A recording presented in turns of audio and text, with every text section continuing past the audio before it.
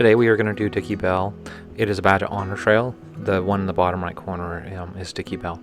It is located in North Carolina at Uwharrie National Park, approximately 6 hours from Washington, D.C. area, if you're from the same area as me. And it is Thanksgiving. We always come down here for Thanksgiving. First off, our channel is about Jeeps and camping, so if you're seeing this for the first time, please consider subscribing. That would be totally awesome. We are trying to push our sub count up a little bit. And then second off, if you have any questions at all, like just type them in the bottom. I'm usually pretty prompt with answering anything you want to ask, especially if it's relevant to the channel, but or what we're doing. So this is Little Daniel, and this is going to be more of a highlights reel. We are not going to cover every little step of the trail. I already have a video on that from last year. And this is our Jeep Gladiator. The Jeep Gladiator it has a 2-inch lift and it has some armor on the bottom, but other than that, everything else is stock. It has like stock tires, bumpers, like all that kind of stuff. It's pretty similar to the way that you would get it, minus the lift and the armor. This is the most challenging area of Dickey Bell. It's called Little Daniel, like I was saying. So you're going to get a chance to watch me crawl up Little Daniel. There are two sides. This is a mild side. On the right hand side is a hard side. That's a little bit harder. So if you can do this, then you can come down and get the badge of honor. Everything else outside of this, and I'll give you some snippets shortly, so you can get an idea of the flavor of the rest of the trail, looks more like this. This is actually the upper part of Little Daniel right here, and then we'll jump to just some regular trail footage so you can see that too. And like I said, this is just some of the regular trail footage. And I know, like, if you're a beginner, you're looking, oh my god, this looks gnarly. Honestly, these obstacles in front of us, they're maybe the size of a basketball at the most on like one little side, and you drive over it literally. And then nearly everything else up here is going to be softball size or mud humps, as I've described in the previous videos. So what you're seeing here is about 90% of the Dickey Bell Trail looks like this. It's more scenic in different places where the rocks might be a slightly different color, or you might have a different view. But for difficulty, almost the entire trail is this. And then that little tiny itty bitty segment that you saw at the beginning of the video is like the most interesting thing. And this trail gets extremely busy because it is a badge of honor trail, and it is one of the main trails that people come out to. The two trails that are like the hotspot trails at Uwharrie is Dickey Bell and Daniel. Daniel is harder than this trail. It's a lot harder than this trail. A lot of people will only do part of Daniel. They won't do the whole Daniel trail because it is just sort of like too difficult. This trail is the right difficulty. We have people in our group that this is their first time going out with their Jeep. And just with some basic directions of spotting somebody, we are going to get them up the obstacle. So what else is in the video when we get past this little segment here? It's basically going to be a highlights reel of Little Daniel. So the obstacle that you saw at the very beginning, there's about, another 15 minutes or so of that same exact obstacle.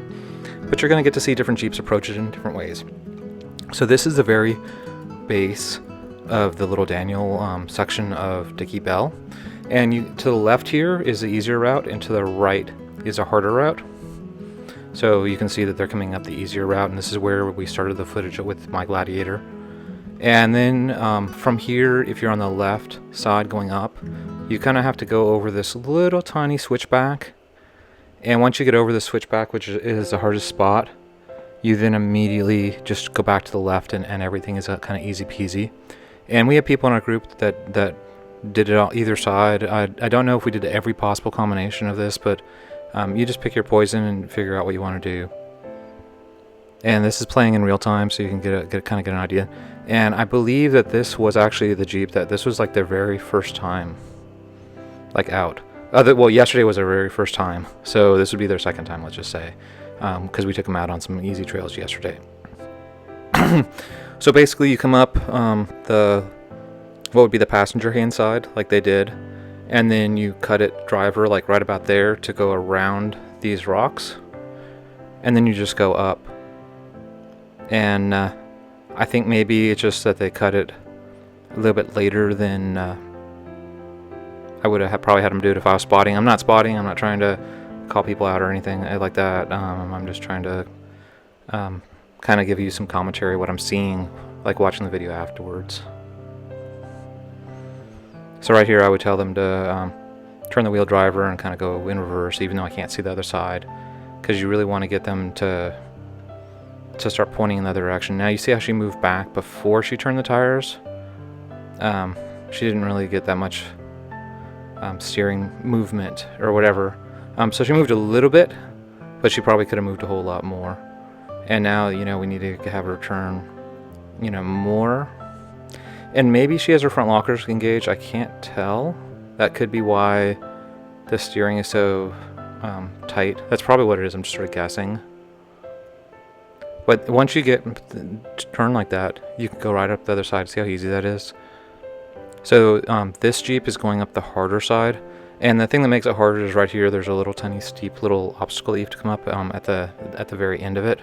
That part of it looks really easy. And the sides kind of switch off sometimes on which one is harder and which one is easier. Depends on if they come out and grade the trail a little bit. And you're going to see a lot of different camera angles because I had a couple different cameras with me, and I moved them around at different spots while we were doing this, because people were coming down and kind of getting close to the cameras, and I wanted to get kind of some different angles and stuff. So you're going to get to see a lot of different various Jeeps and different combinations of lift kits and tires. And I think the largest tires that we had out here were 37s. And I probably was the smallest, which would be 33-inch tires. And I don't know if everybody had lifts. I know I only had a 2-inch lift. I don't know if we had anybody that had like no lift, that was like still like stock. But you know, you can see that like here, for instance, like he cut the fenders or has aftermarket fenders that maybe look more aftermarket, where they're flat fenders. So then like such a lift is not so much needed to get the tires on.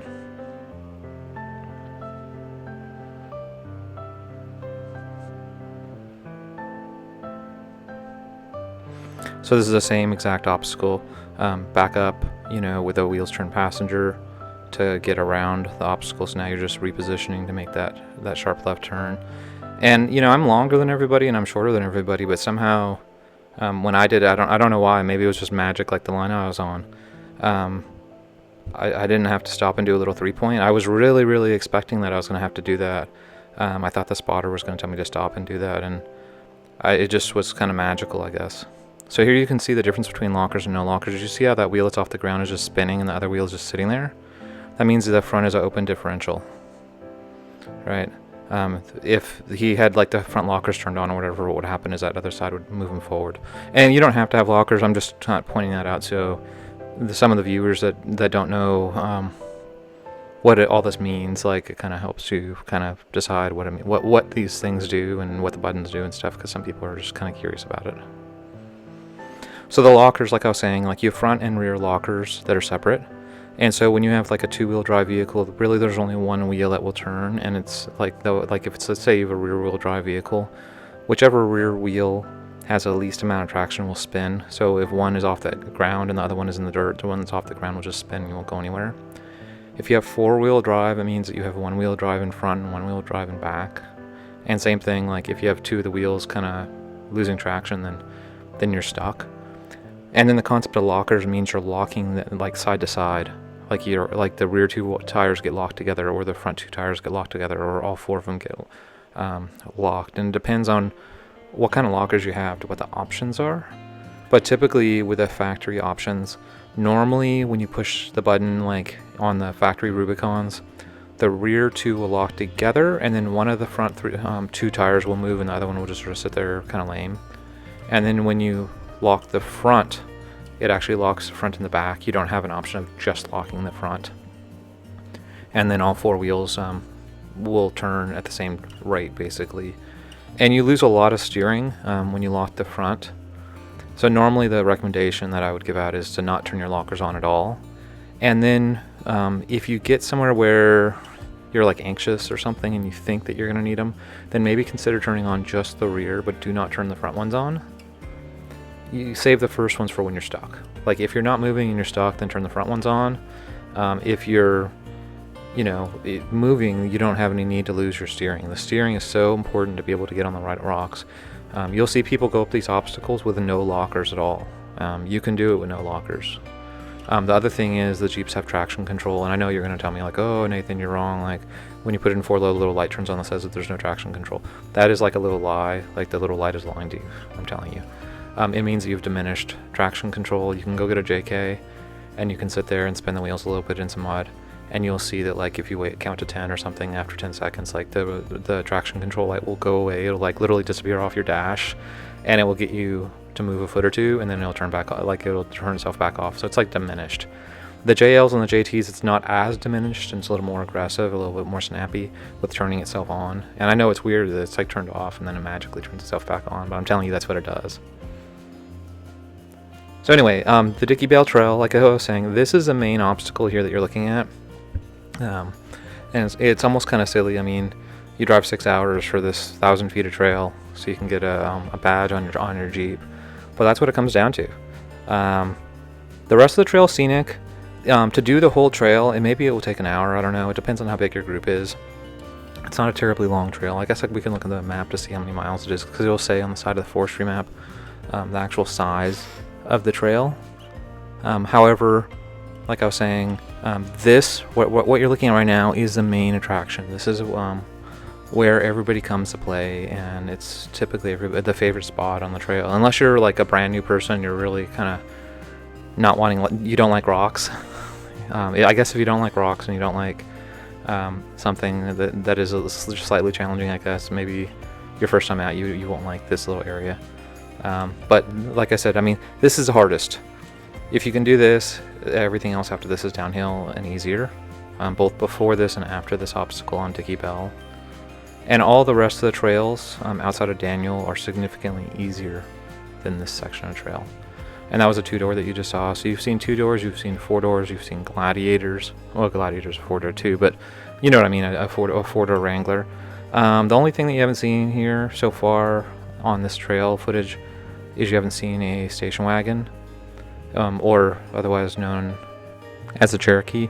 And the Cherokee that we had with us in the other footage that you saw, after he went through the soup bowl, it wouldn't start, and they had to take the spark plugs out and let it drain or whatever.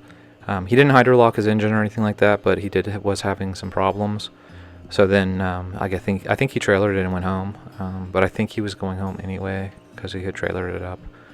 So he wasn't here today, so that's why there's no Cherokee with us today. So the drivers that are here, they're all of a very wide distribution of skill levels and knowledge levels, and I honestly don't know everybody here like one for one to be able to tell you this one is like the person that has like a lot of experience and this one is like the newer person.